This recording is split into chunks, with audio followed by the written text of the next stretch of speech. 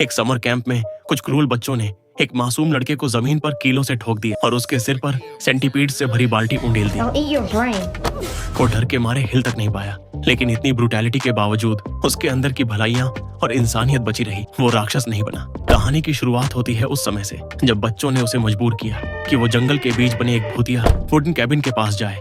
बच्चे दूर खड़े होकर हंसते हुए देखते हैं कि एक ओल्ड मैन उस लड़के को घसीटते हुए केबिन के अंदर ले जाता है। दिन के समय उस लड़के से गुलामी जैसे काम करवाए जाते, झाड़ू पोंछा, खाना बनाना, सब कुछ। बूढ़ा आदमी उसे धीरे धीरे ब्रेन वॉश करता है, कहता है कि उसके पेरेंट्स मर चुके हैं और अब वही उसका केयर टेकर है। फिर एक दिन वो उसे इंसानी मांस खाने पर मजबूर करता है और एक दिन जब ओल्ड मैन बाहर गया होता है, लड़के को भागने का मौका मिलता है, लेकिन वो रुकता है, सोचता है अगर मैं भाग भी गया तो कहाँ जाऊं। उसे माँ बाप की याद आती है। फिर वो वापस केबिन की तरफ मुड़ता है।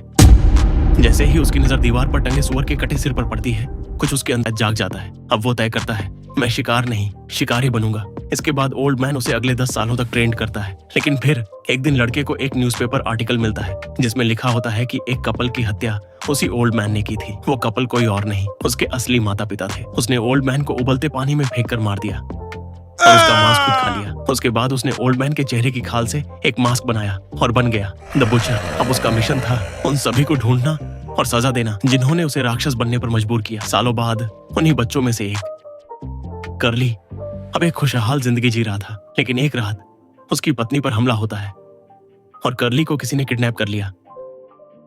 जब उसे होश आता है तो वो खुद को एक अंधेरी डंजन में जंजीरों से जकड़ा हुआ पाता है। साथ में वही पुराने स्कूल पुलिस और सामने खड़ा है द बुचर। अब रोल्स उलट चुके थे। उसने सबको ब्रूटल टॉर्चर में डाला, फिजिकल, साइकोलॉजिकल, इमोशनल। कर्ली ने भागने की कोशिश की लेकिन फेल हो गया। द बुचर ने उन्हें ह्यूमन फ्लैश खाने पर मजबूर किया और माइंड गेम से उनकी हिम्मत तोड़ दी।